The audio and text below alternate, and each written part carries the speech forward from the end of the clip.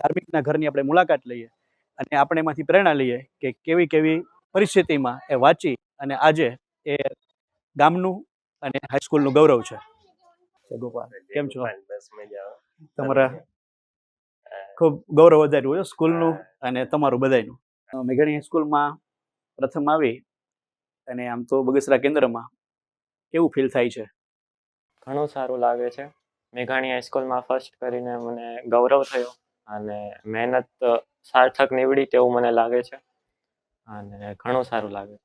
અત્યારે હાલ જે વિદ્યાર્થીઓ 10મા ધોરણમાં આવ્યા છે એ કેવી તૈયારી કરે તો આટલું સારું રિઝલ્ટ આવી શકે? ધોરણ 10માં સારી સફળતા મેળવવા માટે શરૂઆતથી જ પ્રયત્નો કરવા પડે છે.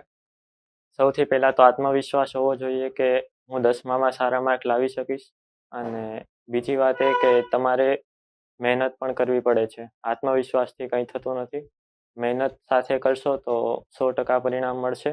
ડિસેમ્બર મહિનામાં કોર્સ પૂરો થયા પછી આચાર્ય શ્રી જેઠવા સાહેબની સૂચના મુજબ અમને પ્રેક્ટિસ પેપર સોલ્વ કરાવવામાં આવ્યા. 10મા અને 12મા ધોરણ માટે પ્રેક્ટિસ પેપર સોલ્વ કરાવવામાં આવ્યા હતા 4 વિષયમાં, જેથી કરીને 99 માર્ક આવ્યા છે મારે.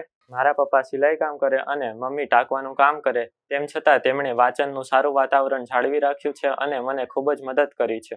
ગણિતની જે મારા ભટ્ટ સર દ્વારા આપેલી બુક છે. આ ગણિતના દરેક દાખલાને સોલ્વ કરવા માટે ગુજરાતીમાં અમારા સર ખાચર સાહેબ દ્વારા બુક બનાવવામાં આવી હતી, જે બુકમાં દરેક વસ્તુ આપેલી હતી. આ બુકમાં વ્યાકરણની વસ્તુઓ તેમજ પાઠના દરેક પ્રશ્નો તેમજ શબ્દાર્થ અને રૂઢિપ્રયોગો, તળપદા શબ્દો, શબ્દ સમૂહ જેવી દરેક વસ્તુઓ આપવામાં આવી હતી. આ બુકની દરેક વસ્તુઓ મેં એકવાર રિવિઝન કરેલી હતી, તેમજ આ બુકના ઘણા ટોપિકો મને ન આવડે તો તે મેં બીજી બુકમાં લખ્યા પણ હતા.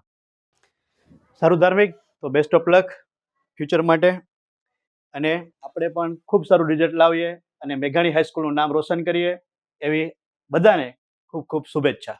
તો વિદ્યાર્થી મિત્રો, આવી જ સક્સેસ સ્ટોરી માટે નેક્સ્ટ વિડીયોમાં મળીએ આપણે નેક્સ્ટ પછી. હવે